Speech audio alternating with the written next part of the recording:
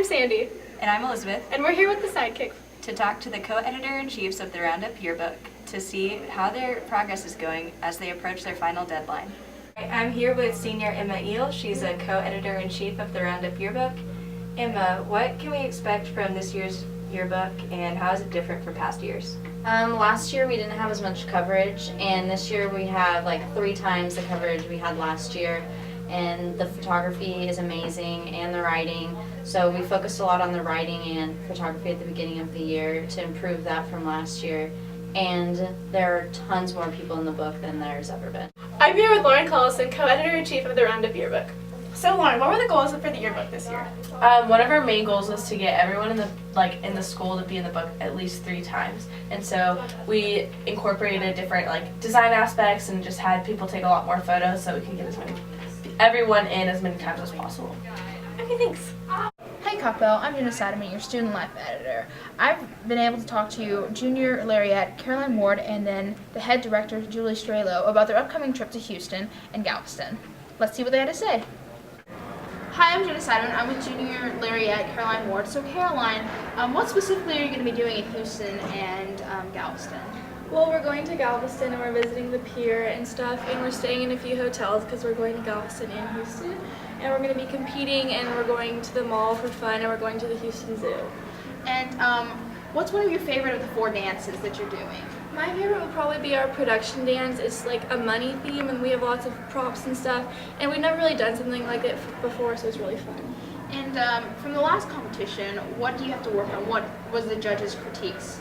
Well, they record a video of us dancing, and they talk through it, and they really wanted us to perform more and kind of put on more of a show, so it was more entertaining, and we looked like we really wanted to be there. Why did you choose Houston and Galveston to compete? We needed to do something in-state just because the girls pay for the trip themselves. We don't do any fundraising for it directly. 2 years ago we went to San Antonio, so I thought I would just change it up and go to Houston. There's a lot of competitions around the state of Texas, and there's just a lot of things to do. And I know the girls were interested in trying to do something near the coast just because they were kind of jealous of the cheerleaders going to Hawaii last year.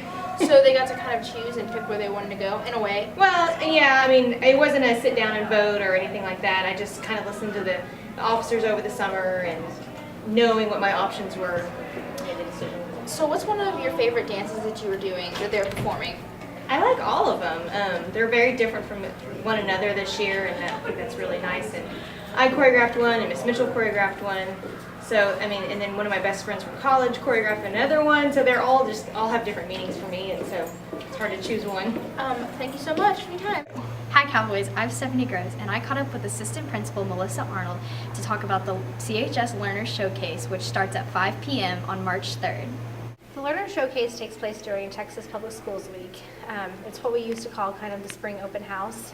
This year we are kind of taking that open house concept and making it more of a learner showcase, or a showcase of learning. We will have 3 parts to this showcase. The first part being a club expo. The club expo will be in the large commons area, and it's basically going to showcase our clubs that we have here on campus. We have over 100 clubs, and I believe 50 of them have signed up to be a part of the evening. They'll be talking about what all they've accomplished, different events that they've hosted this year, and things like that. Also during that part of the showcase, we're going to have performances going on the stage. So different groups, I know the Bollywood Club's going to be dancing. Respera is going to be up there singing and dancing, and there's going to be Improv Club, just a whole different bunch of groups will be up there performing. Taking it out of the small commons and moving into the academic area, in the main hallways we're going to have an academic art gallery type thing. So the art students will have their pieces of art up, and they'll be talking about just, kind of like a gallery walk. Each department will be in the hallways, and there will be a schedule of events at the Horseshoe, or a schedule at the Horseshoe showing you where each department is. The departments will be grouped in hallways. Inside the classrooms will be learners from those classes, basically showing what the learning is that's happening in those classes. Not necessarily focusing on the different projects they've done, but the learning style and just highlights from each of the curriculum. From 6 to 6:30, we will have an athletics showcase. So we're inviting our 8th grade parents and learners to come up and see how everything is here at Coppell High School. From 6 to 6:30, our coaches will be in the gym answering any questions they might have over that.